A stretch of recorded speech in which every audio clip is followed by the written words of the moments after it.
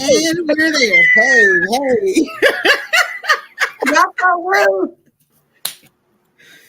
Thank you guys for coming in and joining us for another episode of The Color of Truth. Today we're going to talk about that magic black box propaganda and the ways in which it affects us in our community. We know a lot of us are prone to thought processes. So we're going to talk about some of those things tonight and how they affect us in our thinking and our growth.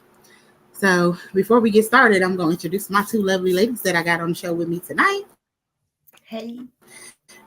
Miss D Dallas, how are you today? I am fantastic. How about yourself? Pretty good. Chilling. Same. What about you, Miss Anissa? Oh, y'all see, I'm always excited, and I just can't hide it. Oh, yeah, we can tell. So funny. We're going to have to start catching some of these moments and plugging them in. No, y'all don't do me like that. Don't do me like that. You see how y'all just did me, right? Don't do me like that. That's something. Okay, just do me like that. Y'all know I'm crazy. Don't do me like that. We just had a whole thing. Now. I ain't gonna say nothing else. That's how y'all do me.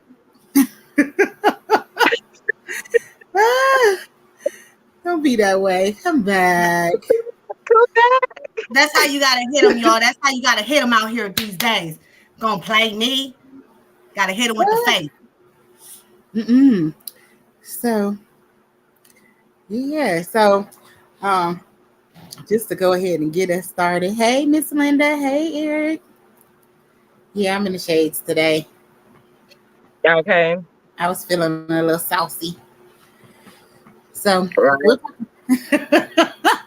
going to talk about, start off talking about propaganda and what it actually is. So, Webster's Dictionary terms propaganda as information, especially of a biased or misleading nature. So, it will be information that may or may not necessarily be true, but it's biased or leaning towards one action or another, and then they use it to promote or publicize a particular political cause or a particular point of view. So generally, when we're talking about propaganda, we are talking about all sorts of information, whether it's news propaganda, radio, TV, internet. We even have word of mouth propaganda. You know, one of those things that a lot of people don't think about because we call that gossip. Okay. When we doing it back and forth, whether it's true or not, you know, sometimes you can pass information along and have a person thinking one way or another and have a certain type of viewpoint based on what it is that they heard. So, what do you think about propaganda, Miss D, and how it affects us in the community? Well, before I get to the effects, I want to start with the little history and the concept of the magic black box. So the concept of the magic black box is pretty much everything that you see on TV and, of course, social media now is basically socially conditioning you and establishing what your beliefs and your thought process may be through perfectly placed propaganda that promotes ideology. And it also is a systematic effort to purposely manipulate public opinion. So for the history part, most of us have probably heard of Sigmund Freud, and he was the father of psychoanalysis. Well, he believed that irregular forces or irrational forces determine human behavior. So he had a nephew named Edward Bernays. Well, his nephew took his concept, and not only did he author the book Propaganda, which everybody should read, but he actually introduced propaganda into what we know as consumer culture or what we know as public relations.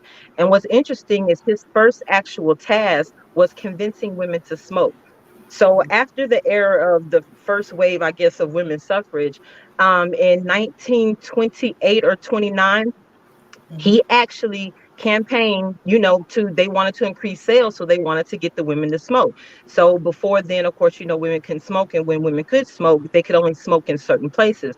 So what Edward Bernays did in that campaign was, first of all, he went and sought advice of other psychoanalysis. So what they did is they interviewed or ran studies on women, and they found out what they associate smoking to.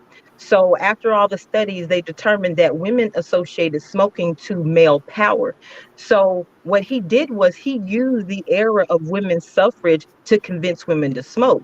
So since women associated smoking to male power, and since we had just gone through the first wave of women's suffrage, what he did was he actually, and it was brilliant, he pitched an idea to Vogue magazine. And the pitch was that he wanted them to expand feminism or expand rights for women by having a bunch of women on the Easter Day annual parade walking down Fifth Avenue lighting up cigarettes. They bought it, he sold it, they did it, and it was a success. So prior to women's suffrage, the sale of cigarettes, women only contributed to like 5% of the sales. After that campaign, women then contributed to 33% of the sales. But what's interesting about that was this happened in around about 1929. Simultaneously, in around about 1929, they had already identified the issues with smoking or the damaging effects of smoking. So while you were understanding the damaging effects of smoking, while doctors were reporting issues, the first Surgeon General identified an issue with smoking. At the same time, we're simultaneously promoting the smoking of cigarettes to women, and pregnant women at that, because there were advertisements of pregnant women smoking. So knowing the negative effects, the damaging effects of cigarettes, it wasn't until 1964 that I think they associated cigarette smoking to lung cancer. But they knew of the effects in the late 1920s when they were promoting smoking to women to boost sales. Propaganda. For So sure. just a little bit of history. What's deep about that is, though, generally when you're promoting propaganda towards a specific audience, it's always for the benefit of someone else and to the detriment of another group of people, right? So we're supposed to have this, when we think about different things, having a thought process generally means that you have some sort of independent cognitive process that your brain goes through that helps you to be able to, it stimulates you in some way and helps you to be able to focus on something, or to be able to solve a problem, to be able to reason on something, to be able to focus on different concepts. Well, propaganda generally forms your mind to a specific thing so that that's the only thing that you're focused on. So like in your example, the cigarettes, and how, they knew that it was bad for us. They knew that it was something that we should not be doing. That it something that was hurting people, killing people, causing cancer, and detrimental. And then instead of them taking it away altogether, they used women fighting for equality to sell cancer. Yes. Then, just change it all together. And then wait, they did put the disclaimer on the box, right? So yes, that was years after. I was gonna say they did put the disclaimer though. Yeah, but that's because they had to. Too many people were dying from it. Right, but they did do it. You're killing people, so you have to be able to. You have to put the disclaimer on there to let people know, hey, this can kill you. Right. So after so many people died and they started catching all these lawsuits, then they decided like, oh, we need to put a disclaimer on there, because without the disclaimer, the people that were suing them could actually win their suit. So by putting that disclaimer, it was like a at your own risk type of thing. We know that this is killing you. You know that this is killing you. But if you want to continue to use it, you're using it at your own risk. But they not telling how addictive the cigarettes are once you start to use them. So even most people that probably would have quit, if they could, if, it wasn't so addictive, it was no way to get away from it. And then they were still making it like it was cool. It was the right thing to do because it was fun. It was free. That's why they named those Newports what they are.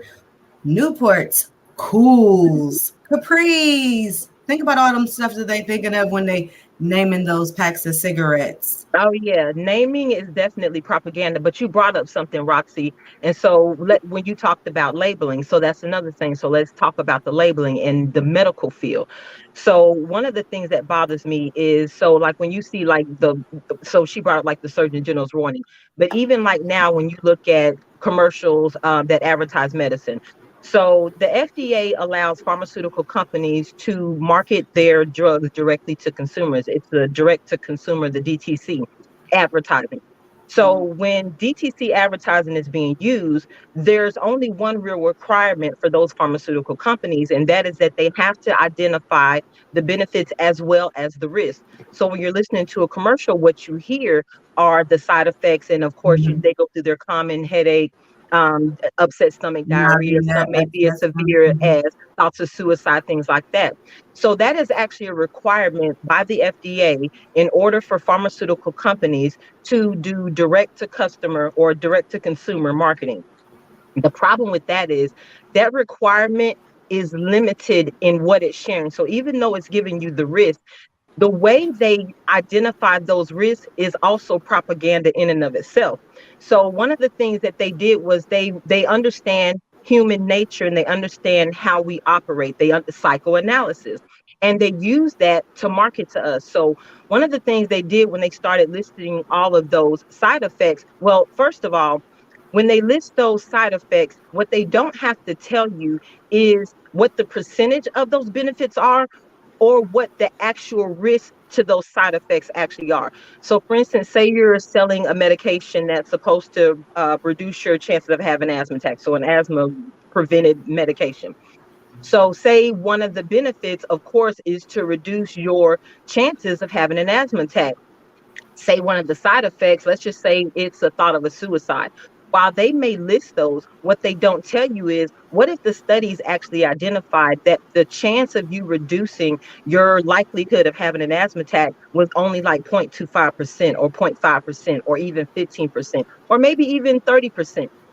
They don't have to tell you that while you may only have a 15% chance of reducing the likelihood of having an asthma attack, but there's a 70% chance that you may actually have a thought of suicide. They don't have to break down those numbers. So that was one thing that they actually understood. So just listing them in and of themselves, when it comes to the human mind, so when you're listening to that commercial and they're going through that list of side effects, they always start with the most common, the least severe side effects, the headaches, the nausea, stuff that people are accustomed to anyway, because a lot of food gives us nausea.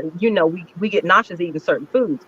So when they list those and they get to the more severe side effects later on, they still have that same tone that they had when they were going through the original side effects.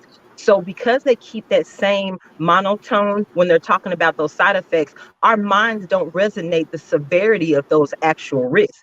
And even when you see them written down in print, one of the things that they identified was written down in print.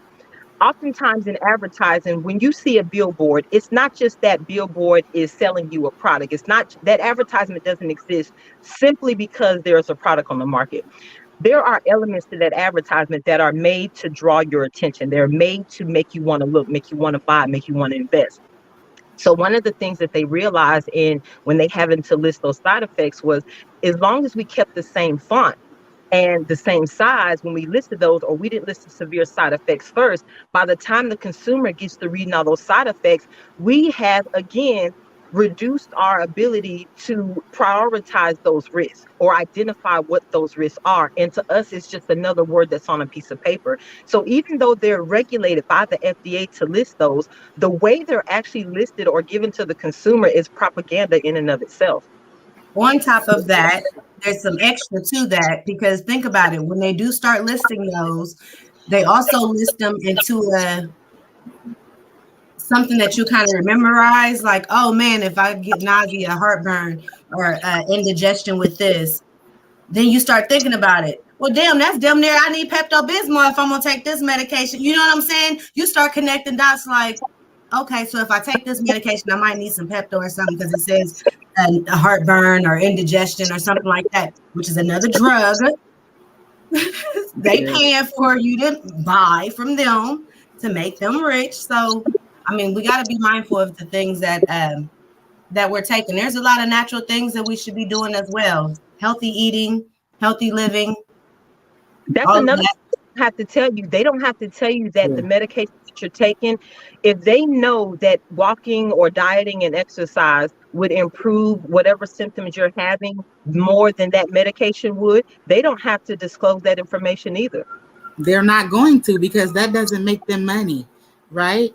So if it's not making them no money, it don't make no sense for them. Why they wasting their paper telling you about some stuff that's gonna help you when they need you to get the diarrhea, bloating, snotty nose, running face, heart attack, heartburn, busted chest, indigestion? Call us if you start bleeding out your ear. Like, that's the way it generally goes. It's all of these other things that's listed on the back of there that potentially could kill you.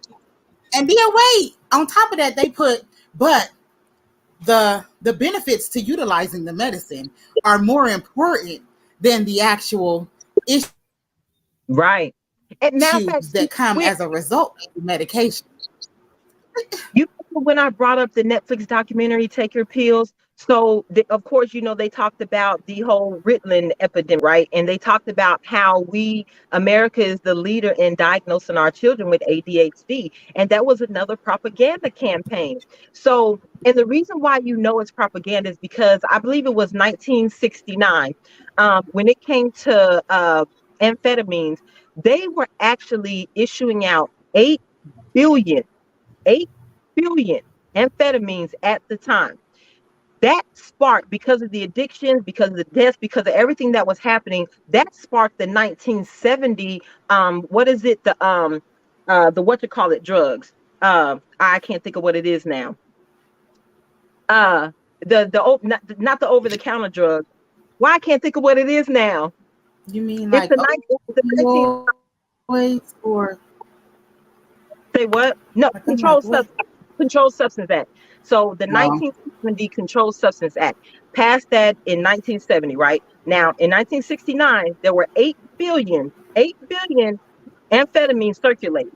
Well, after that bill passed, all of a sudden we only went down to 400 million. So when you didn't have to have a prescription for Ritalin, you were shuckling out to everybody who had a child that was talking too much today, or was a little active today, or wouldn't sit down in class today. You were just throwing Ritalin to everybody. But as soon as they had to have a prescription, now all of a sudden we only need 400 million a year later, because those students that you were prescribed, that you were giving Ritalin to, had the same symptoms they had prior to requiring a prescription. So why all of a sudden did the amount of doses go down? Why did the number of circulating pills go down? Why did the number of prescriptions or people that were taking that medication go down after the passing of the Controlled Substance Act? Because they could no longer monetize or get those off. That's when it started making no money off of it.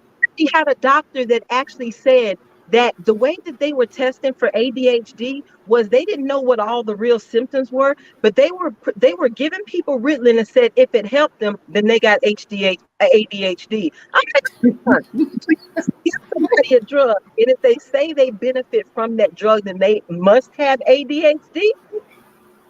But if you look at the side effects for the drug, I mean, even the positive side effects, what it's actually supposed to do, it just only sets you down. So, I mean, anybody could sit down. It's going to slow anybody to take it down. Exactly. I was going to say, anybody would have taken that. Did it set you down? Yes. Oh, okay. Well, then it worked for you.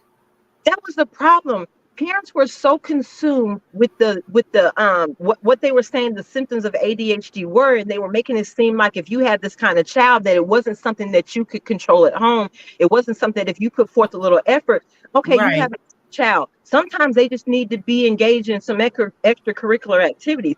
I'm not saying that's every case. I'm not saying that ADHD is not a thing, but the way they were issuing out that label with people, because it was beneficial for them. And then all of a sudden, when there's a Controlled Substance Act, all of a sudden now we can pull back the prescriptions when they have to have one now. So not only the prescriptions.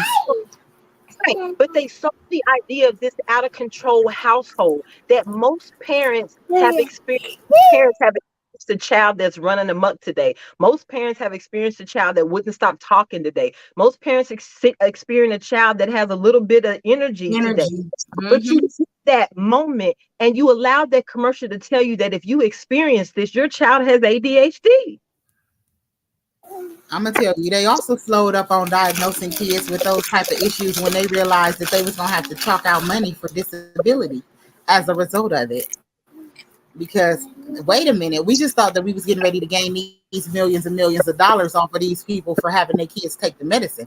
We didn't know that y'all was getting ready to open up cases and start saying that now it's a disability, and because of it and all of these side effects that go along with all these other things that we claim to be disabilities, now we have to pay you every month or come up out of the disability insurance in order to be able to pay the kids.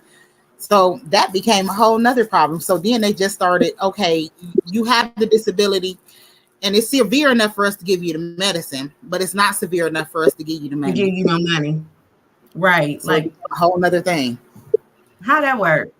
You're going to give me the medication, but you're going to give me the check with the medication? But that's another thing that they don't tell you. Regardless of what your symptoms are, you have things that maybe are associated to an illness or a specific disease.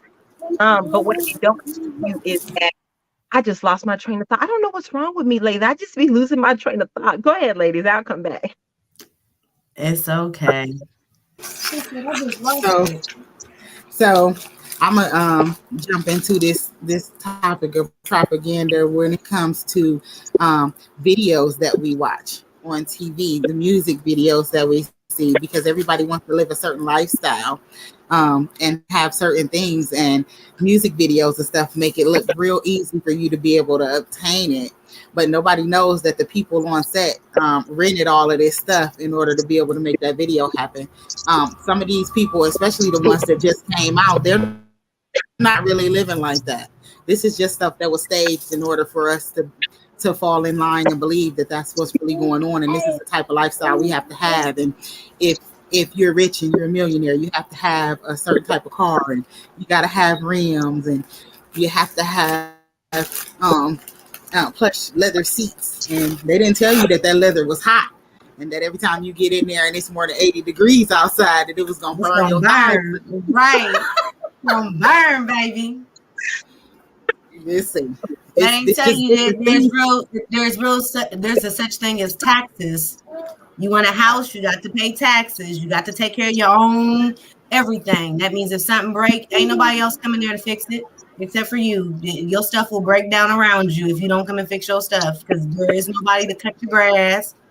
You know what I'm saying? There is nobody to do anything for you but you.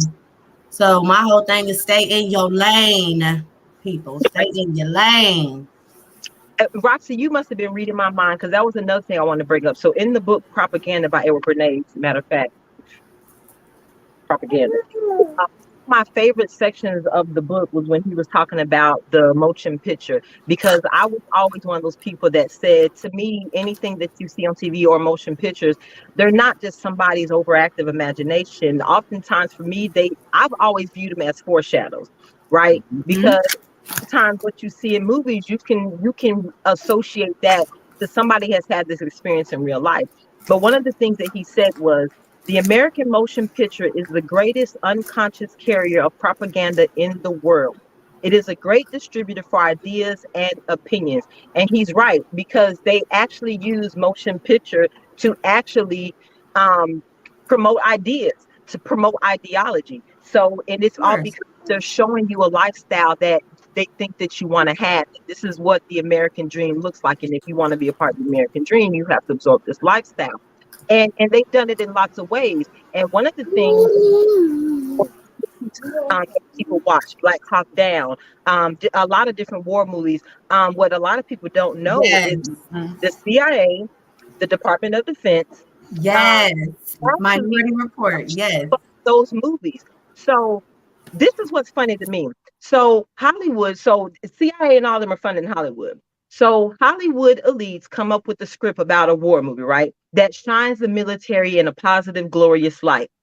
So they pitch this to the CIA or to the Pentagon or whoever.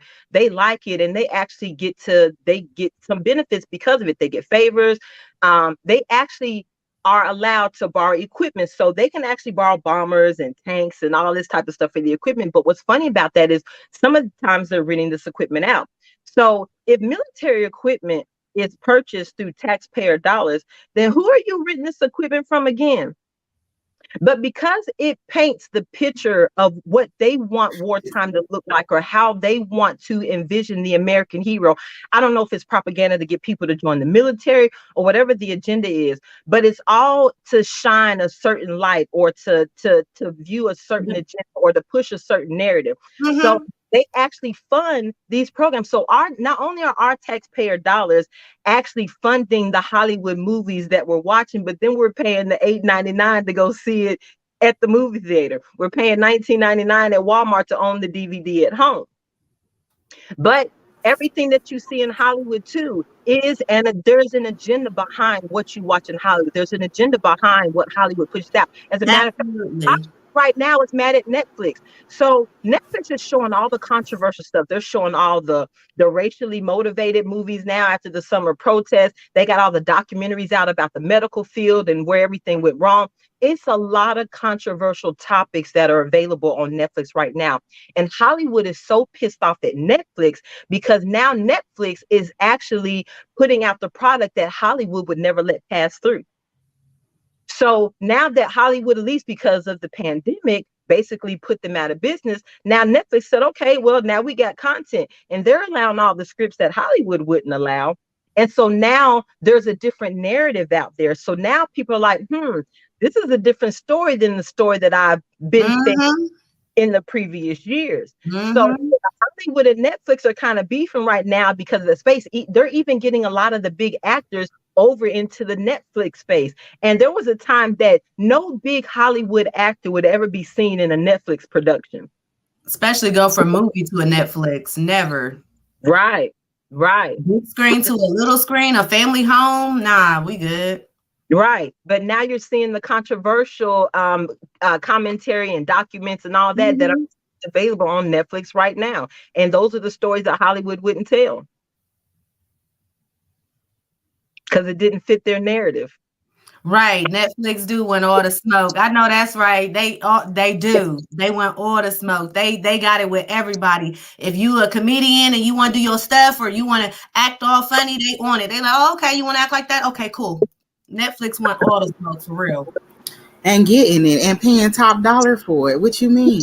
Did you see on there they gave like so many millions of dollars for that little Kanye West life story that he just put out? Yeah. Like, seriously? Hey, Hollywood man. But I do. I'm not for sure if you guys did see that. The image that Hollywood wants to put out. Not the today's Kanye. Seriously? I need to sell my story to Netflix and see how many dollars I can get. Because they out here making out there, Netflix should be letting you folks use y'all Netflix password. Y'all know Netflix about to raise y'all rates if they have other households using y'all password. I'm just saying, just a little tip. Oh yeah, I heard that on the news. Yes, that is so true. They about to shut you down. Like, don't be using you in the household. You gotta be in that household using with that household. If you over there, turn it off. I'm just saying for all y'all who be sharing Netflix passwords, just a little tip.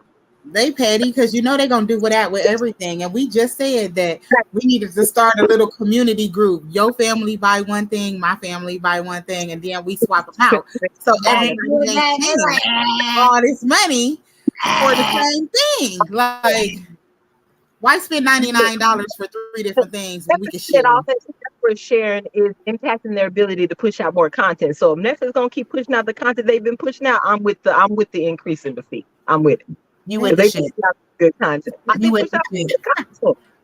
It's not stopping them from pushing out content. It's stopping them from getting money from them other people that want to watch Netflix that ain't trying to pay the shit. They get the password from their sister and their mom now, because that's what we do. My sister got Netflix. I'm cool. I got Hulu. I gave her my Hulu password so that I can use her Netflix. Period.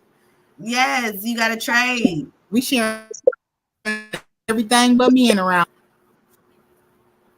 Just saying. It's a real thing. It ain't just, I mean, it's a real thing.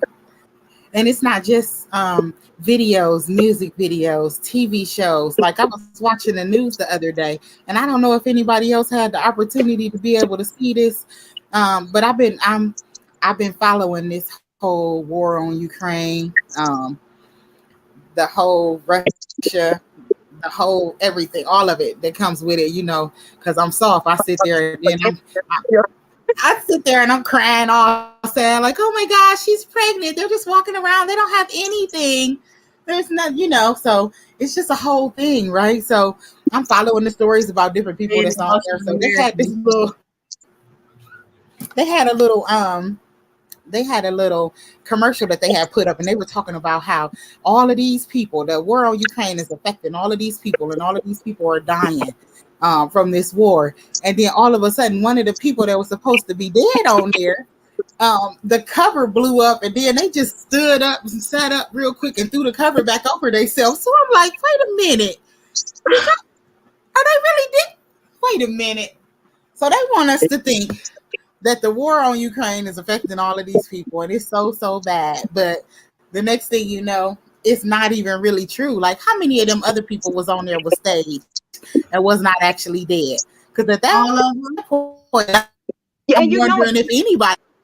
It's at the point that you don't know what you can trust, because at one point in time, you remember they were showing the stories where they weren't letting any of the Black students leave, and all of a sudden you start hearing all these stories about how the news reporters were reporting stuff talking about, oh, they're not doing this, and I don't understand how when they were keeping the European Russians over the Ukrainians, they were saying, oh, well, I don't know why they're not accepting them as refugees. They're not Syrian. I'm like, well, hold on. What do you mean they're not Syrian? So because they're not Syrian refugees, they're supposed to get some kind of extra pass?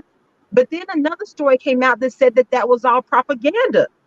So it's like, they're saying they put those stories out just to make you believe it's worse than it is, that Russia's actually more heinous than they are. And you don't know what to believe anymore. That's the part. Everybody's got data. Everybody's got data, but who has facts? Facts. That is so true. The news and lies that they tell. That's stuff that they want you to believe. Right. And if you're an analyst, you understand that while data may be actual, what data is not facts. Data is not facts. It can be actual, doesn't make it facts. And I'm not saying that everything on the news ain't true. But you don't know what to do. You don't know what's true and you don't know what's false. And unless you've actually been there, then it's really hard for you to be able to, like you said, trust what they say in the news and trust what's going on it. I didn't want to talk about that one yet. We're going to get back to the C-19 conversation. We're going to get back to that. Yeah, we're going to get back to that one. It's the struggle. It's the same way with that strain, that everybody was supposed to have, and how it was killing millions and millions of people every day, and billions of people were affected by it, and everybody needed to go out and get medicated in order to be able to prevent themselves from dying from one strain or another, whether it was C, V, O, whatever strain it might have been. And I'm sure that they got a new one that just came out, BA something. That's supposed to be it's supposed to be affecting people in a different way. And me saying this, no, I am not saying that it's not real. I know plenty of people that's been hurt, affected, even died from it. I'm just saying that some of the stuff they say is not always true, and I don't think that as many people as they say were affected by it were actually affected, because they needed a number fluff, and it was another way for them to get paid, just like pharmaceuticals. About this right now. Okay, we're gonna talk about it was a way for them to print some dinero. Oh yeah, print the dinero, because remember, you gotta understand, we in the negatives and we really don't give a. So let us keep going in the negatives, because that's what we believe in. So we'll keep making money because we make our money, which is very difficult for some people. They say, well, Ukraine and Russia, they're you know, they're fighting, they're going broke, they're this and that. Listen, they make money. They make their own money. At the end of the day, every country makes their own money. Like America, we make ours. But see, you can't just go out and print it. Apparently, you can't just go print money, right? But And what the Federal Reserve say? I mean, the Federal Reserve can do whatever they do because if I'm not mistaken, I just watched old dude talk on the thingamajigger with our numbers. You know what my numbers I'm talking about. You know what I'm saying? We be watching him. So, you know, when he get on there, the stock might do something up or it might do it down. So with that being said, they print money from every single whoever, print their own money. they're not doing that because they want some support. Yeah, when you part of a special organization of people, I'm from the broke tribe. Then you're supposed to be able to get some support from your people. You ain't supposed to have to print no money in order to be able to go to war. I need my 48. Your people supposed to support you and give you what you need in order to go out and battle. So that's what they've been begging for. They people, the supporters, to go out and get them what they need. So if Russia got bombs, they look over here at the United States. Hey, they got bombs. What's up? Can we get some of them bombs? They not going to go print no money to go create no bombs or to go make no new bombs or to go buy no bombs from nowhere else. They want support.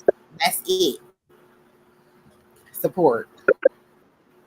But hold on, back to the C19. So since we touched on, let me get my point about C19 now.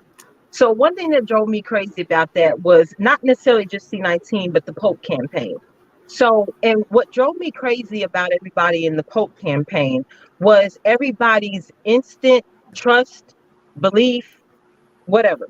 So while there was this whole debate about whether you should, whether you shouldn't, what were the side effects, the benefits, blah, blah, blah, for a lot of people, what got on my nerves about the whole campaign was they were taking the concept of anybody who had questions, anybody who wanted additional information, anybody who was thinking logically, anybody who doesn't just take everything you say with a grain of salt, who doesn't just take it at its, at face value, or just wanted to do a little bit of research. Anybody who had a question was automatically demonized. And it got to a point where one of the biggest campaigns they pushed during the whole Pope campaign was this: you can't question science. What's funny about that was everybody that was for the Pope was like, yeah, you can't question science. How dare you question science? So what's funny about that is, who knows what science is? Science is actually the study or the desire to understand it, social and social and nature situations. So in order for you to be, and it's through objective observation. So in order for you to be able to observe objectively, you have to ask questions. In order for you to test the theory, you have to ask a question. So if you invent a plane that flies at X amount of feet, and you want to say, I wonder if this plane will also fly at 10,000 feet or 15,000 feet, that in itself involves a question. And you run through these different tests and different scenarios until you come to a solution that can be repeated again and again and again. So when you started telling people who just had a question that you can't question science, the idea behind science is to question theory. That's the whole concept of science, is to question theory. But they ran an entire campaign and millions of people bought it, that you can't question science. But science is questions and testing of theories. So if I have a question about a theory and of course it's supposed to involve peer reviews. So if one scientist comes out with this theory, other scientists should be able to test that theory and come to the same result. But when you have people that are coming to different results, all of a sudden there's a smear campaign against those individuals. So they actually created all these different campaigns to basically tell everybody that you either had to be for the Pope or you were being demonized. You were anti-democratic. You were anti-American. You were anti-science, anti-medicine, anti-humanitarian. You were just anti-everything. But the campaign that they built around it was propaganda in and of itself, because to tell people you can't question science when the idea of science is to question theories was the most ridiculous thing that I heard. And another thing about the Pope campaign, Does anybody, so of course you know that there were so many people that were pushing this, right? But does anybody recall seeing a commercial, not just on the Pope, but from the actual pharmaceutical companies that were promoting their particular vaccine? Did anybody hear a commercial from the pharmaceutical companies? You heard advertisements, but from the pharmaceutical companies, like Cialis promotes their medication, how everybody else promotes their medication. Right. So you know why they don't? So the reason why you didn't see that is because, like I told you earlier, there are some FDA regulations. So one of the FDA regulations, of course, is you have to list the risks and the benefits.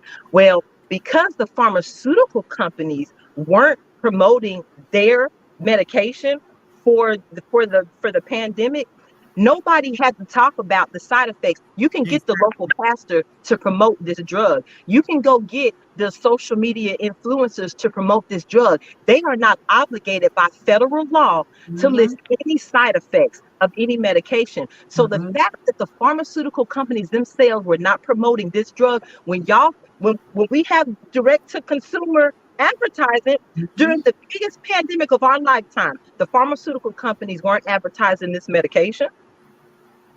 Not at all. I mean, not only that, a lot of them didn't go out and get the medication. Okay. Right. But it would have forced it themselves in the side effects up front. And that was the whole issue with the VAERS data, why they tried to discredit the VAERS data. So when the CDC tried to say that, oh, well, you can't trust that VAERS data, anybody could put information on there. First of all, in order for the CDC to tell the general public that you can't trust the VAERS data, you're telling me that I can't trust you, because the VAERS data is on your website. It's not a separate website. It's not it is a government operated program. And not only that, by law, doctors are required to report side effects to that system when patients report it. So if we can't trust that information, why are doctors required to use it? If we can't trust that information, why is it listed on the CDC website? But again, you didn't see pharmaceuticals pushing this medication, but you saw millions being spent in the campaign. Everybody but the pharmaceutical company was pushing it because nobody else was required by law to talk about the side effects. Not only that, nobody else was getting paid to talk about the side effects, because I can pay Pastor Jordan to say anything as long as I got a couple dollars to give him. I can pay any athlete, celebrity, as long as I put the little disclaimer at the bottom of the TV screen to say anything, because they're going to tell you at the bottom of the screen, oh, these things are based on actual facts, or these people were paid. This is a paid promotion, you know? That we look up to push their agenda. And why was the pharmaceutical company not pushing this? And another thing that a lot of people didn't realize, one of the issues I had with that was they were interviewing Walensky one day, and they actually asked her how many people at the CDC have been vaccinated. Do you know her answer was, we don't have that data? Now, my problem with this is because it's the CDC. Of course, I already told you they wasn't going to have data everywhere. Answer that. Hold on. With the CDC pushing this agenda, with them pushing the efficacy and the safety of this vaccine, and everybody should run out and get it. In order for the CDC to push that, when Walensky was asked that question, the only answer that should have came out of her mouth was 100%. Next question, please. No, because I can't say 100% because she know for a fact that she ain't got it. So with that being said, why is everybody at Pfizer not vaccinated? Just like the CEO, he ain't vaccinated either. I'm not mistaken. I ain't think that like. And it's not to say that it doesn't have its benefits. It's not to say that anybody shouldn't get it. It was the idea that there was a campaign to make people believe what they wanted them to believe, and they were purposely basically trying to discredit anybody who were trying to think for themselves, anybody who had a question, anybody who wanted, I just want some additional information. There were a lot of people who just felt like it's not enough long-term side effects research for me. I don't want, you know what I'm saying? Because in all honesty, you were part of the human trials if you participated. We just call it what it is. They said they will take your post down. And it's not to say that's not necessary. Most medication goes through a human trial process. So it's not to say that it's not necessary, but call it what it is. And that was my problem with first lab rat. Yeah, no, they flat out told me that it was going to be a research study on me and my unborn child, that they wanted me to join and participate, and they wanted to monitor the activities and how it would affect the child. And I'm like, wait a minute, y'all don't know how it's going to affect the child? And I see, that's don't. another thing. When Wait. everybody started questioning, you know how it came out, but okay, they keep changing their stories, they keep changing the requirements, the math requirements, and all this stuff. When everybody was asking, they kept saying, "Well, they're finding new information. They're finding new information," and I get that. I get that they didn't understand everything about the pandemic. I understand that concept. What I didn't understand that people didn't grasp, in order for you to say that they're still learning about the whole virus in and of itself, how Mhm. can you push the safety and efficacy of this medication for a disease that you yet to understand?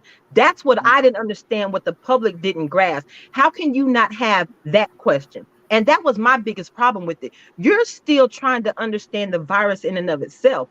So how can you push the medication for an illness that you don't understand? And So to you not provide the efficacy when you don't even understand the illness fully. exactly. That's why it's so many questionable side effects. Oh, it's going to be this side effect, and this side effect, and this. Man, there is so many life-threatening side effects to that in general. Ain't To nobody got anything in general. yeah. Like, Ain't you nobody could got eat some lettuce today and die from listeria. Okay, like it's so many different things out here stop that could affect. playing. Stop Like playing. just so It's many different things. Okay, it's just the way that they try to push different things is the problem that we're talking about here today. The way that they try to make things look. Because if they hadn't have pushed it a certain kind of way, there's no way that I would have went into the grocery store and there's no milk on the shelf. There's no food at Walmart. Like, how is there no food in Walmart? Okay, there's no way that everybody went and bought 2,000 tons of toilet paper. All Girl, right. you know what? I still want to know what made the general public go out and buy all the toilet paper. I That's promise what I you. was trying to figure out. And Who that, in the hell made that idea? Who told you to go do that? Ain't nobody Well, told they you to go said do that that. it was going to be a scarcity. So soon as they But it's say, only gonna "Oh, be a scarcity if your dumbass is out there buying it. they created the scarcity. yeah, it's a scarcity of meat," I bet you if they say today, "Oh, meat is going to be scarce," then you're going to see every aisle that has meat in it empty. Every store, we going to leave work early. We going to go in early so that we can go to the store and we going to collect that meat. We going to fill up our freezer. It was people that was buying deep freezers to fill up because they didn't have no more space in their regular freezer, right? So Mhm. deep freezers even went because it was nowhere. There was nowhere that, hey, if it's gonna be a scarcity, we gotta go buy a freezer to put some more meat in. That's just what it is. Buying the groceries and the deep freezers at the same time. Yes, Yes. yes. Put it on your credit card. Yes. People was Right. yes. We buying shelving because they already said it ain't gonna be no more toilet paper. So we need shelving. We need to move our car out of the garage and then put all the tissue in there. We need to Okay. make a big old storage pantry in the garage now. We're gonna go ahead. Man, y'all people don't stop it. We walking around now trying to figure out why is everything so expensive, and stop stealing all the time. You don't have to steal everything. Dang. Especially if you get food stamps. How the hell why do you want to steal? You get free food anyways. Why are you stealing? You making it hard for people that gotta pay full price for everything. Like, Lord Jesus. Right, it's the socially conditioned. But you know what, Anissa, a while back you brought up a point that I wanted to touch on about the different methods in which propaganda exists. So it's not just in those advertisements; it's in slogans, it's in words. One of the slogans. So a lot of movements are successful because of catchy slogans. So one, what a lot of people don't realize is abortion rights. They had one of the biggest campaigns and it was pro-choice. So that entire abortion rights campaign was ran on the idea of pro-choice. And you know how the idea came about? Of course, trying to come up with catchy slogans. They basically just said, you know what? In women fighting for it, so they keep using women's suffrage. In women fighting for equality, who could say no to pro-choice? And the agenda was never pushed for the safety of women. It was never pushed so that women could have a safe place to have an abortion and all that, because they love to say, you know, it provides this medical safe haven, blah, blah, blah, all these complications. But only 7% of abortions are due to medical complications. So miss me with that excuse. But the whole idea behind abortion rights derived around the whole slogan of pro-choice. Who could say no to pro-choice? It had nothing to do with them actually providing you with that choice. It was just a catchy slogan that they used women's suffrage for that slogan. And it worked. Another thing, child support. They ran on the whole slogan of in the best interest and deadbeat dad. So they paint this in the best interest of the child situation, when in all honesty, everything that happens in family court is in the best interest of the state. And the agenda behind the whole deadbeat dad, what pisses me off about the deadbeat dad agenda is, first of all, government. So first of all, everyone knows the issues that stem from fatherlessness. The government, above all else, understands the damages and the effects and impacts of fatherlessness, because one, they're housing all of the data, whether you get the data from the Department of Defense, whether you get it from Department of Justice, whether you get it from the Census Bureau, Department of Health and Services, all of these different avenues, they are keeping all the stats on criminality. They're keeping all the stats on all the social and economic issues, and the majority of them stem from fatherlessness. So it pisses me off that the government is not only housing this information and understands the negative impacts of fatherlessness, but they stand behind the single mother campaign. They applaud and promote single motherism, understanding and fully knowing the damaging effects of fatherlessness in America, because they're housing all the data. But they use terms like deadbeat dad, because you have to create an enemy in order to have somebody that you're rooting for in the end. So dad became public enemy number one, the whole idea behind the deadbeat dad. And all of a sudden, you got feminism, you got all these women that are promoting this idea behind child support and single motherism. We're all standing behind that, all because of the agenda behind the term deadbeat dad.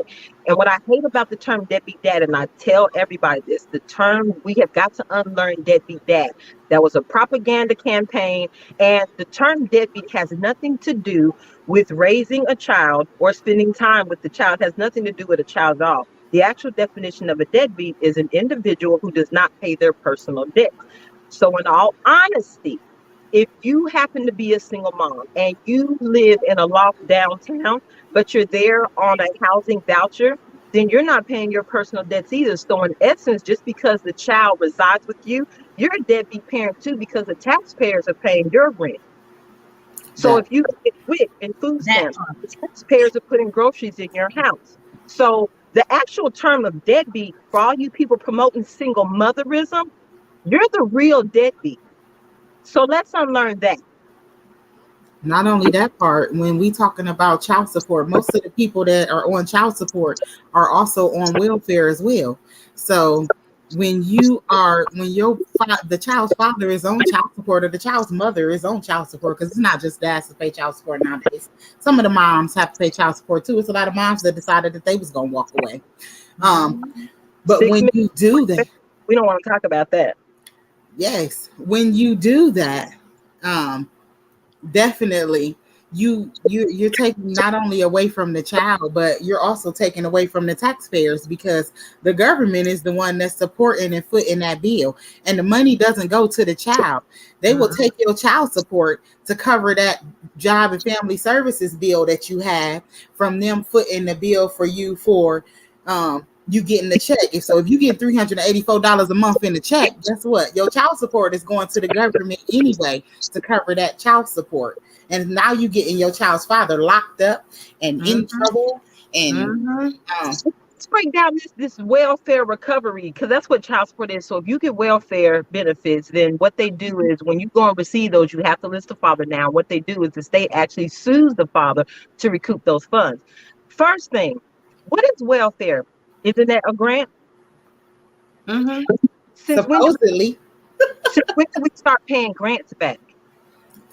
Second of all, where does welfare money come from? Where do the funds come from that fund those welfare programs? Taxpayer dollars, right? So suing the father back for taxpayer dollars, then what exactly is he paying back? Because he already paid It's taxes. money. Every taxpayer It's contributed to money. the fund. So exactly what are we paying back again? The government, because they said they got their hands in the cookie jar and they want to get paid for having their hand in the cookie jar. They getting their money back when it's the taxpayers that are funding those programs. They said their hand is in the cookie jar. They don't care about what you talking about. Their hand is in the cookie jar, or they hold that cookie That jar. they getting back. It's double dipping that they doing, Right. and collecting money from Oh, one yes, end and the other. Right. Absolutely. That's all. So what are we actually paying back? And the third thing, anytime somebody decides to go and borrow some credit, who's responsible to pay that credit back, that extension of credit? The borrower, right? Right. You suing somebody else to go pay to pay for something that you borrowed. If you borrow it, you should be paying it back at some point in time. That's just how I feel about it. And They that's the ain't truth. on. But they not, and they don't think about that. You know, we just be angry and upset, and then we didn't got rid of our child's father or child's mother, cast them to the side. Dad, it's the propaganda behind the Deadbeat Dad campaign, because you had to create the enemy for child support and family court to work. You have to have the enemy. Deadbeat Dad is the enemy, but it's all propaganda. But taking care of a kid can definitely work. Just work it out. Have communication, open communication. Yeah, we're not together, but let's work on the baby. Let's work on the kid that we had together. That's Right. maturity. That's growing. And that's not to shit on single moms. It's not, because any mom could end up single, and any parent could end up single. So it's not to say that there's an issue with you being single. It's the campaign. It's the pushing single parent or single motherism that's driving me nuts. That is not what excellence looks like. That's not what winning looks like. Stop pushing the agenda. Stop promoting single motherism, because that's not a victory for women. And women need to stop believing that that's a victory for them. No. Yeah, the whole independent woman campaign falls right in line behind it. Because all you're doing is raising statistics, but that's what they won't tell you when you're down there at the welfare office. That there's a minimum of a 70% chance that you're going to raise a statistic by sitting in this office asking for some welfare. And it's not even worth it. Like, you got to give them all that extra information and go through all these hoops and jumping. And then they always in your business. What business do you have if they always in your business? To give you $434 for 3 kids. Like, You allow a woman to move out of a county. So I'm like, so you're limiting your own opportunities in life. What if you're working somewhere and there's a job opportunity that comes up in another state, but you got a whole child support order because you think you're winning because you got a couple extra dollars coming into the house that you didn't have to work for or earn, but now you can't advance your career because you ain't allowed to move outside the county without permission. Because you added somebody else into your life, into your home. For single motherism. You giving them an opportunity to dictate what's going on in your household based on some propaganda that they push towards you.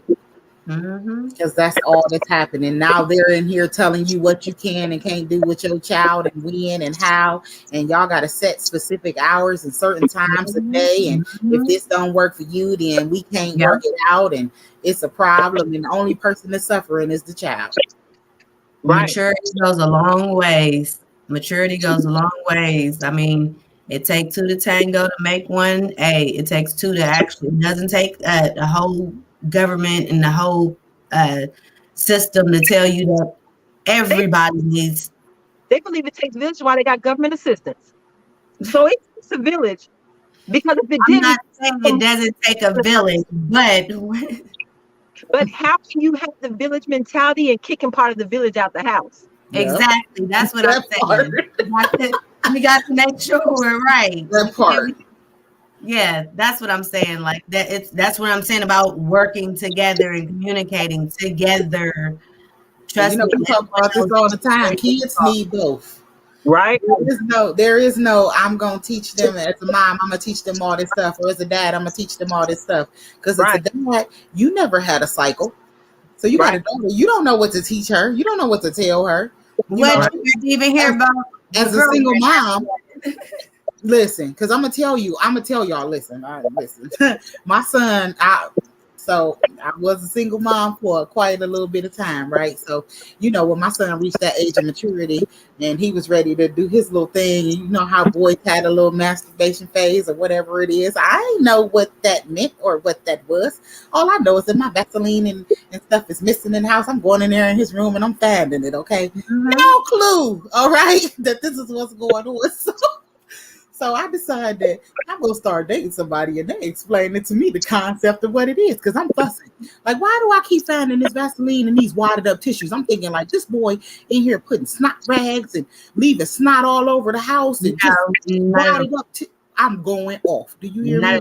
Wadded up tissues everywhere. I'm fussing and fussing. And then I get explained, like, yeah, no, that's not what that is. This is the whole thing. Like, this is what boys do, okay?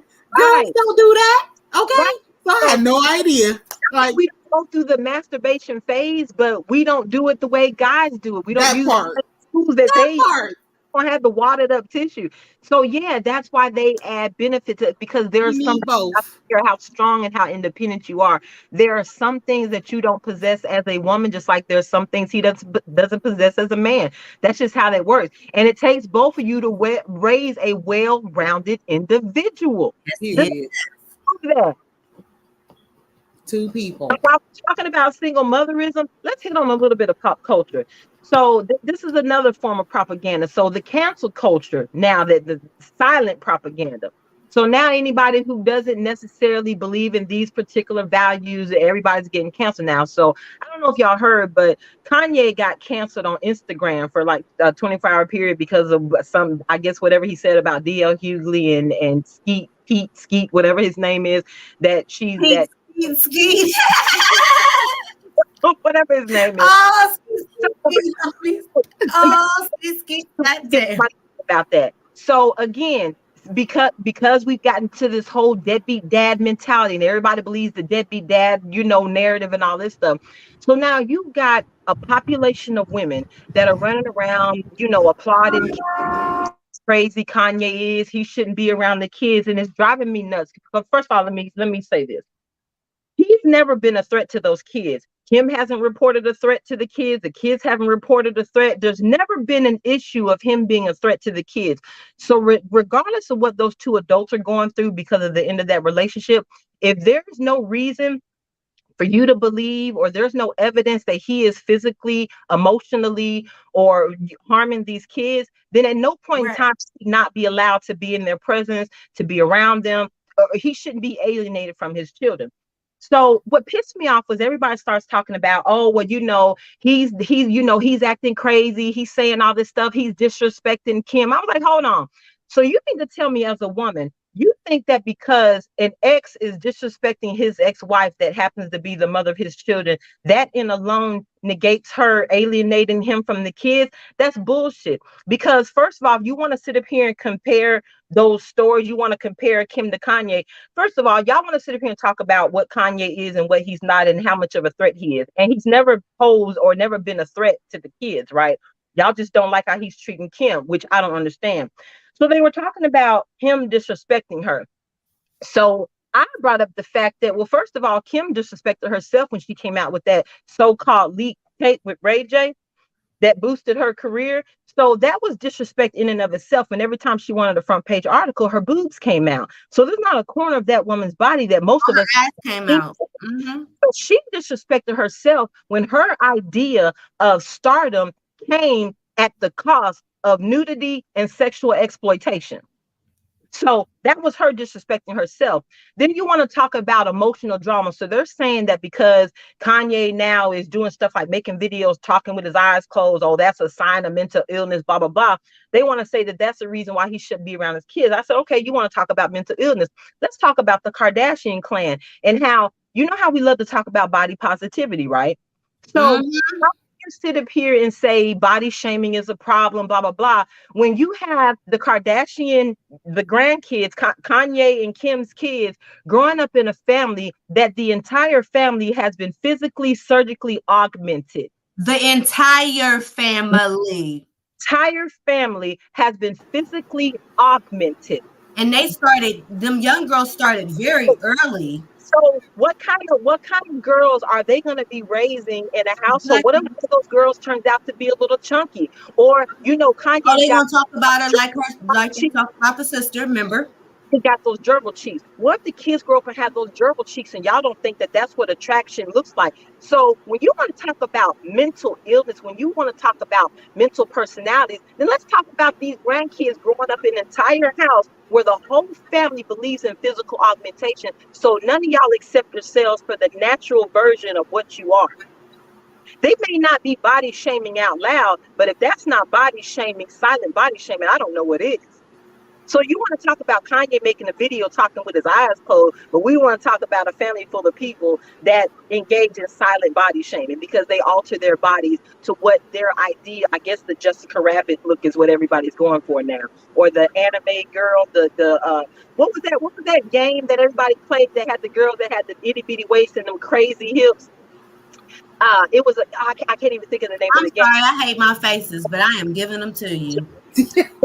I'm just saying, they all walking around with all these fake bodies and stuff, but we're supposed to be living in an age we're supposed to be not body shaming, accepting people for who they are. So if we're going to be sitting up here talking about what's in the best interest of the child, how can you only be sitting up here pointing out what he did and nobody wants to remember what she's done? Yeah, they all are doing, like the whole family.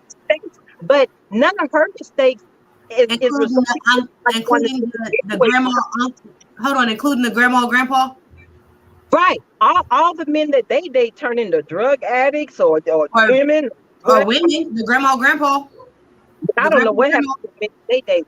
But I'm serious. If we're gonna sit up here and talk, but it's the agenda around the deadbeat dad, because it's so easy for everybody to jump on what he's done. And yes, he's made some mistakes. Is he perfect? Absolutely not. But at no point in time has he been a threat to the kids. But because y'all want to jump on the side of Kim and women's defense and the fight for femininity and equal rights for women, y'all just automatically jumping on the deadbeat dad narrative, and all of a sudden he shouldn't be around his kids. One person said he shouldn't be around his kids because he's threatened other people. I said, okay, let's talk about this. So he talked about he actually threatened.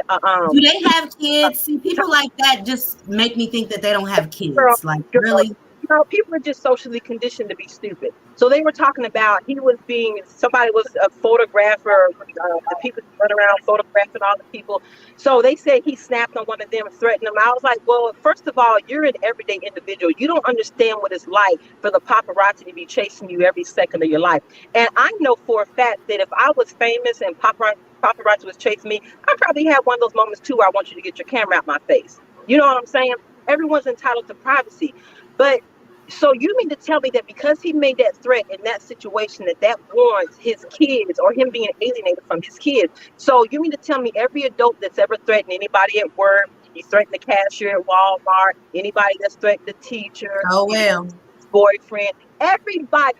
What person do you know broke up with a boyfriend and girl to say, "Ooh, I wish she was dead," or you was getting a whipping by your mom and say, "Ooh, I wish she would die"? Stuff like that. We've all said something.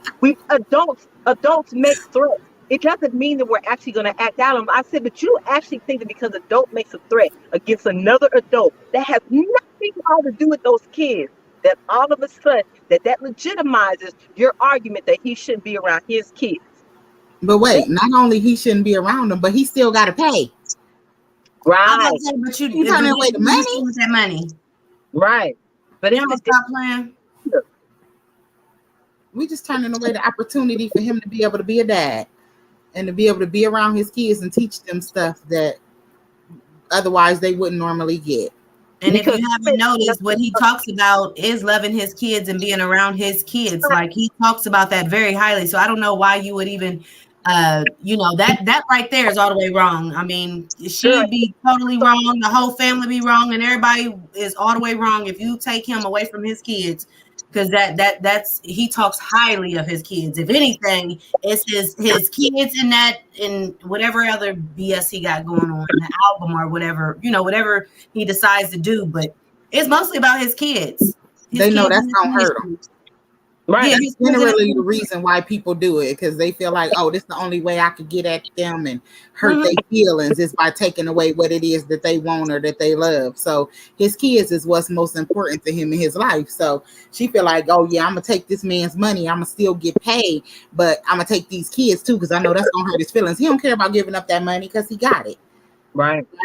But them kids is something that he can't negotiate with. He can't get back the time or the opportunities that he's gonna miss out on not being able to be there for them. And you know what? Somebody made the idiotic comment that he what was he doing?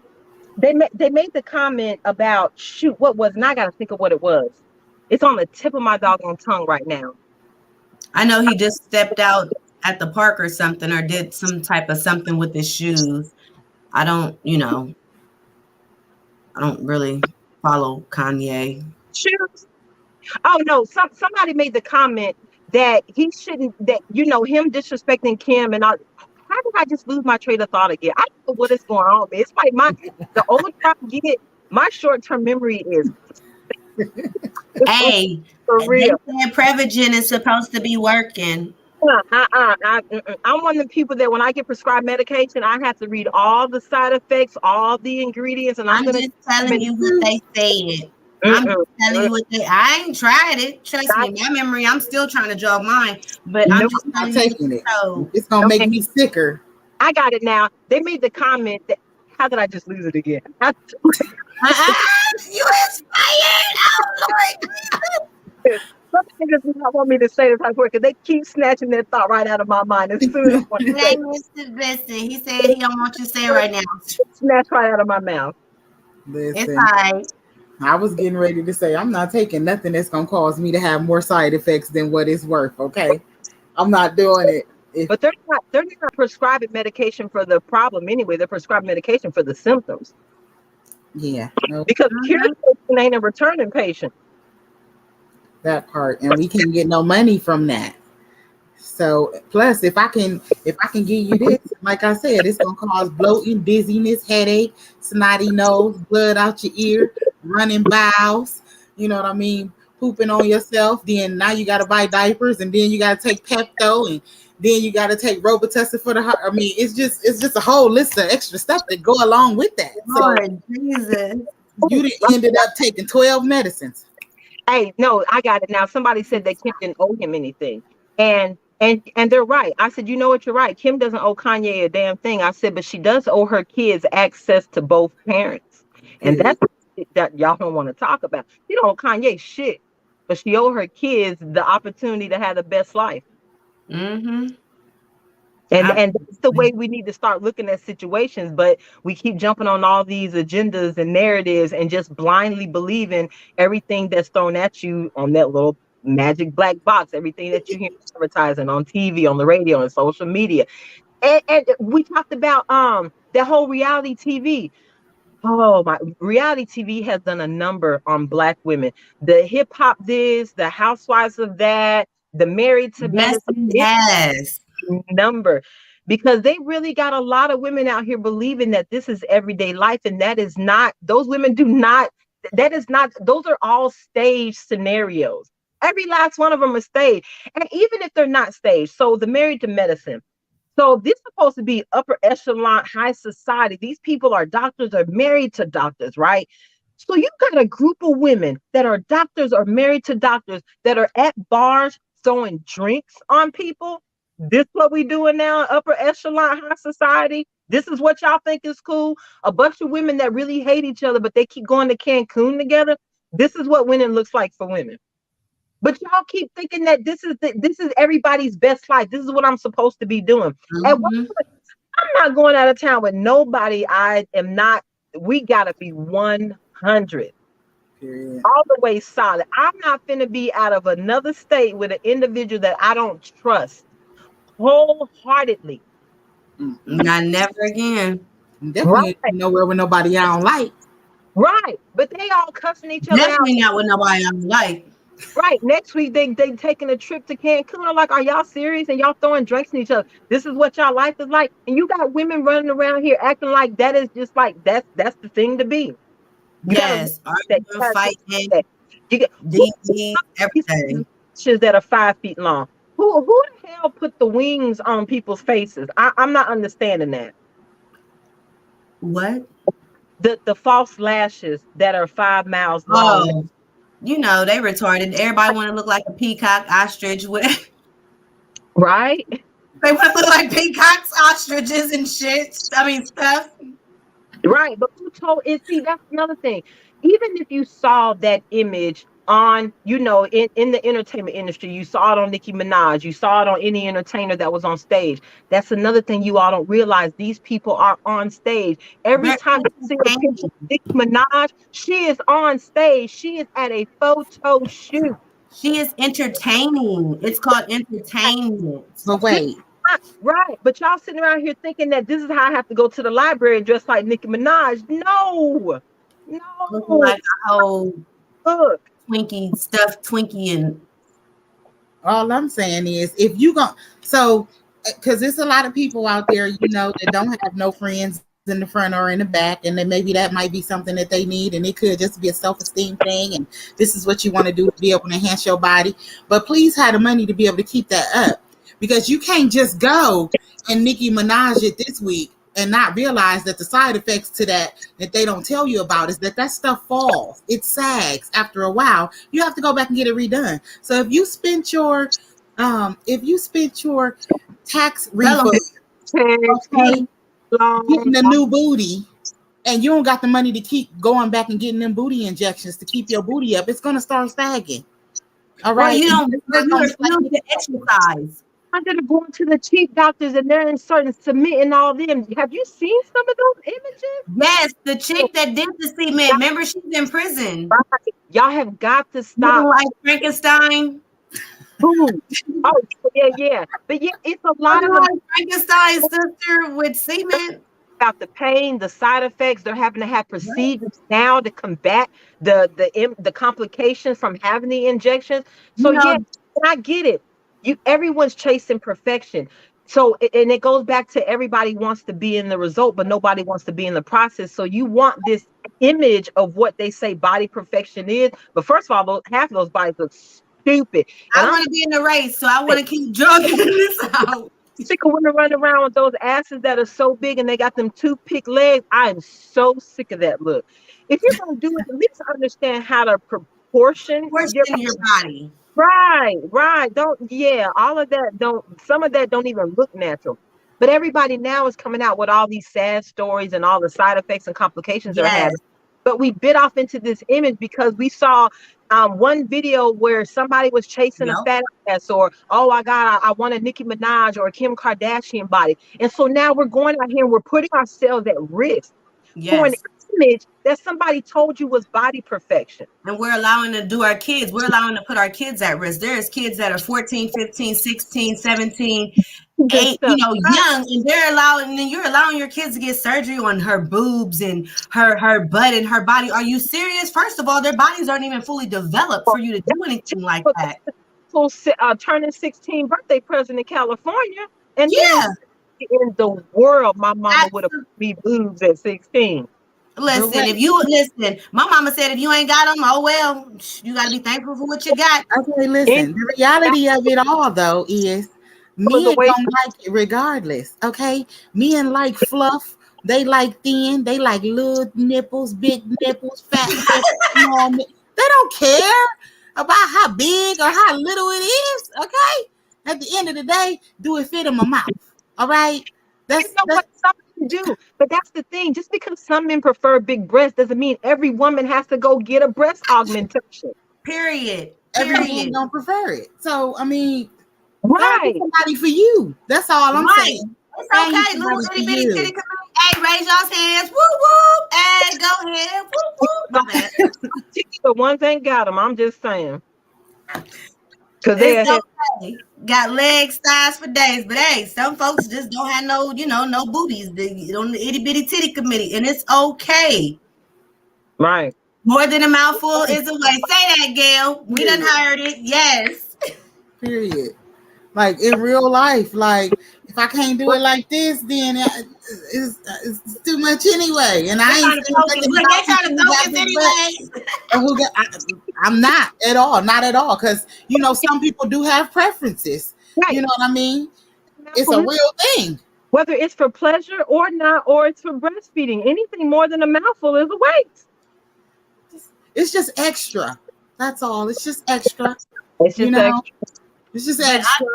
I've been hearing a lot of them say that even from a lot of stars, like you said, from a Disney show, and I forget her name, but it was like quite a few of them is like, oh, we're getting all breasts, taking their little flimsy things out and everything because I guess it was too much for their body, or it's making them feel weird, or it's gave them some mental side effects or body side effects.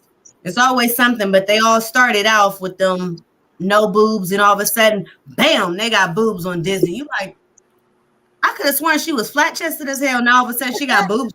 Even little Ariel's cups and seashells. Yeah, like where y'all gonna post that? I need to cut it out.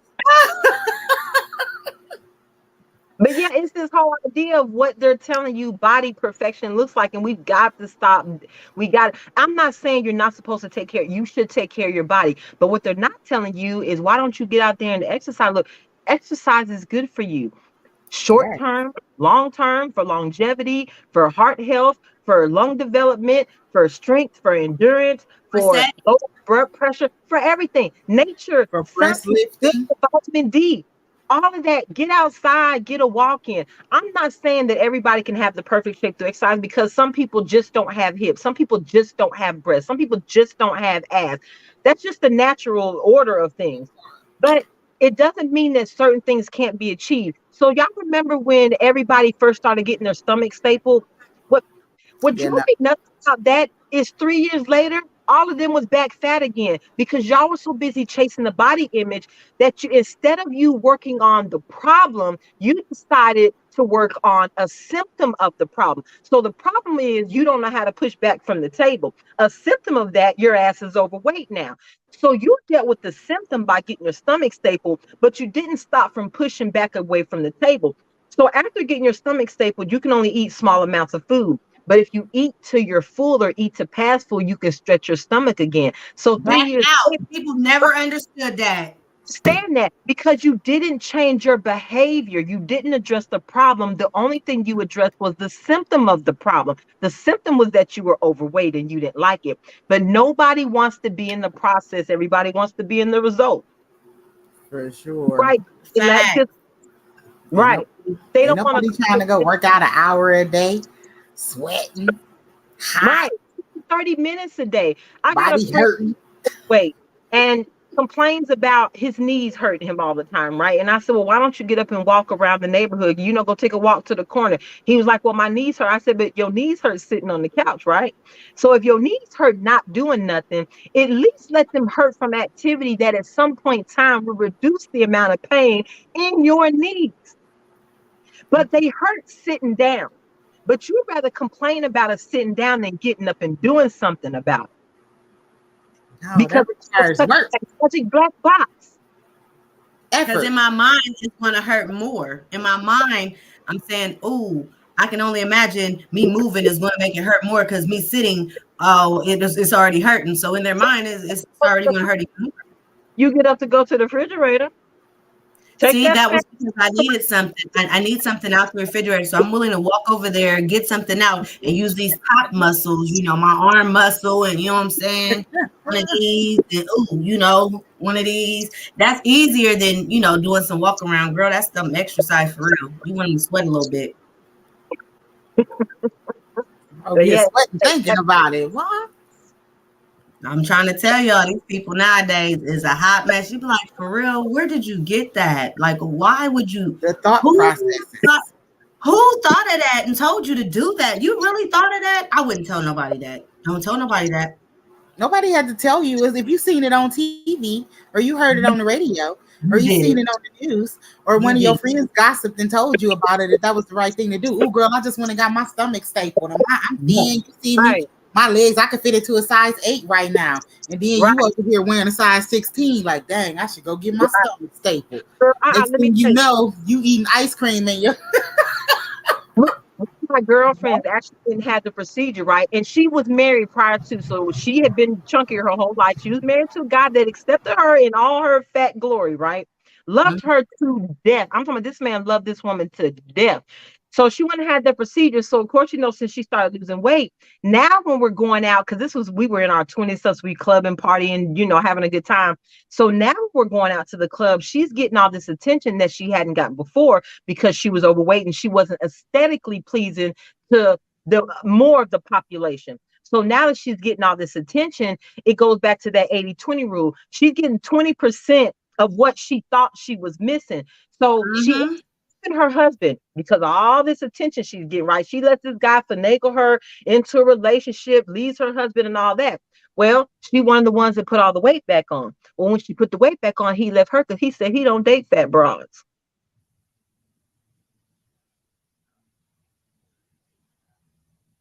Damn. Right though, it served her right because you allowed that magic black box to tell you what something looked like, and once you got it, you fed off into all this attention you was getting on here instead of staying with the one who was rolling with you when you were at your worst. From day one, that's your ace boon coon. You roll with that one. Right. You was confused. That's over there like I've been down for your little chunky. I had zero pity for it. Served you right. That like you said, karma. Yeah, that's karma. Nope, I was just about to say that's that karma. I mean, God don't like ugly. I mean, just in general. I mean, you can do people wrong for just because somebody gave you a little clout, gave you a little couple eyeballs, and eyeballs popping at you. I mean, come on. Come off that high horse, get back to reality. You got somebody that love you. And now we're chasing likes on social media. Right. Stop all that. Right, you announce social media. There's actually people that are having conversations that are saying stuff like, when I post something that's funny and 100 people laugh at it and that one person that likes it, who the hell does that one person think they are? I'm like, are you fucking serious? You sit up here having a whole conversation about somebody who just liked your video. First of all, there could be a lot of reasons why. Maybe they didn't think it was as funny as everybody else did. First of all. Second of all, maybe if that's all they like to do is like. Third of all, maybe they don't know how to do that long press to get all those other characters to show up so they can hit the love or the heart or the extra emojis. Just lazy. But you sat up here and focused on the one person who liked it as opposed to the 100 people who loved it. Chasing bullshit, social media likes. I'm like, are you serious? None of this substantiates who you are as an individual. But that magic black box is developing your ideologies. And a lot of y'all are stuck on stupid. Blow up the box. It's okay. Boom. Blow it up. My bad. And question everything. Think outside of it. You know what I mean? Okay, it's okay to watch TV. It's okay to watch the news. It's okay to listen to the radio music and watch music videos and groove to what's going on. However, don't let that be your end all be all. You know what I mean? You got to think outside the box. Just because you see it on TV don't mean that it's real, or don't mean that it's the way it's supposed to be, because real life ain't like that. It's not. It's real. And until you actually live in it, you know what I mean? It's like Annie. It's a hard not life for real. Now that's a true song. Like that, you can listen to some Annie if that's what you want to do. You can listen to some Annie because Annie gonna tell you it's a hard not life for us. She just told you. We done got the dancing and the singing tonight. You are on this. Started out with dancing, ended with singing. But yeah, I feel you, Roxy. There's nothing wrong with believing. Don't believe blindly. Don't take everything everybody throws at you at face value. You should question everything. When somebody tells you something, go research it. And multiple sources of information. Just like when you go to the doctor, they tell you get a second opinion, right? Same thing. You have the same approach in life. Get a second opinion. You have to, because you can't take everything at face value. You will be out here bad with one booty cheek, trying to be looking like Nikki. Looking like what's her name on what's the one they said she had a crooked booty cheek? Carly or something like that. They clowning crap out of that chick because they kept saying she got a crooked booty chick or something like that. Man, listen. That's them shows for you. That's them shows. I mean, like sis said, you gotta make sure you keep up that persona. Period. Like if you're gonna put in, you got to put in. You got to make sure you keep that money recycling into them that bouginess or that trend or whatever you got going on for you. Hey, you got to keep throwing it in there. Throw it in your pot. I ain't never tried to be popular. I'm gonna always be You one. got it in your pot. Don't throw it in. Period. Siphoning money from other folks, though. If you can't fund it yourself, don't do it via siphoning money from other individuals. Period. That's worse than borrowing cigarettes. If you borrowing cigarettes, you need to quit smoking. I'm just saying. But yeah, hold on. It's called bumming cigarettes, not borrowing, because I'm not giving it back. They call it bumming. Remember when they like bum a cigarette? Let me bum a cigarette from you. Yeah, I done heard that way too many times. You like, nigga, I don't even have a cigarette. Go away. I don't have no money, no cigarette, no nothing, no nothing. It's too expensive for me, like gas. I ain't going. I quit a long time ago. Just like I'm gonna start riding this bicycle if gas don't go back down. I'm telling you. Girl, right. You know what, Roxy? We're gonna do a show. Violence is disrespectful. The black community siphoning money out of the black community. Yeah, that's real. That'll be a good one. Yeah. Yes. Sound great. We definitely enjoyed our time here with y'all tonight. We didn't got the groove. What you say? Sing, dance, talk a little bit. And we done sang tonight. We didn't enlighten one another about this doggone magic black box and how propaganda is affecting our thinking and our community and how we view life in general, what we view as important. And we learned that not everything you see are you supposed to believe. They used to say, what? You believe only half of what you see and none of what you hear? Mm-hmm. Right? Thank God with all that stuff. Yeah, so we got to stop believing stuff just because we seen it on TV or just because we heard or just because our girlfriend told us that that's what it is, because it might not even be true. You never know what's out here that's reality. Like Dee said, get a second opinion. Find out what it is that's real. You know what I mean? If Channel 4 News said it, then make sure you go to Channel 6 and Channel 10 to make sure they all reporting the same thing. I'm glad you said, yeah, get your news 4, from all 6, this 10, 28, CNN. Oh, yes, run it down. Don't like. I watch media sources that I don't like because I want to know what everybody's thinking. I want to know how this one story is being portrayed in different markets. Yes. So news from multiple, because you never know what facts you may find watching something else. But don't just get your news from one media source either. You can't. It's a lot of people be like, I only watch Channel 10, but Channel 10 not telling you everything, or they only tell you what it is that they want you to hear. Mm-hmm. Right? So you open up your mind, expand your mind, think outside of the box. Blow it up. That's it. That's all I got for you ladies. Anything else you ladies got before we head up out of here for tonight? You said it all. Get a second. Well, we appreciate y'all's time. We ask that y'all come back here and check us out on The Color of Truth. We here every Thursday night, starting at about 9 p.m. We appreciate y'all. Thank you for coming out. See y'all later. Deuces.